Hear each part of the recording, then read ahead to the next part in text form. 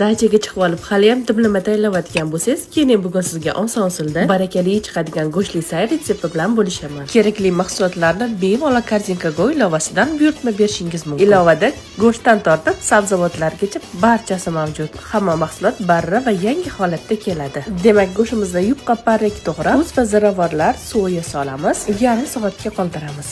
Koreyskiy karamamiz ham faqat o'rta qismi kerak bo'ladi. Svetofor bulg'orini uchburchak shaklda to'g'rab olamiz. Piyozimizni ham videoda ko'rsatilgan holatda kattaroq qilib to'g'rab olamiz. Qizib turgan yog'imizga marinadlangan go'shtlarimizni solib, maydalangan sarimsoq piyoz solamiz. Suvlari ketguncha yaxshilab qovurib, piyoz, karam solib, yana 5 daqiqa qovuramiz. Bir bog' selderra faqat bandlarini to'g'rab solamiz. Pomidorimizni solib qovurib, o'zini suviga 20 daqiqaga qoldiramiz. So'ngra svetofor bulg'ori, mayda to'g'ralgan garimdorimizni qo'shib, 3-4 daqiqa dimlasak, taomimiz tayyor bo'ladi. Taomimiz oldiga guruchni garnir sifatida tortishingiz mumkin. Oling, siz ham yeb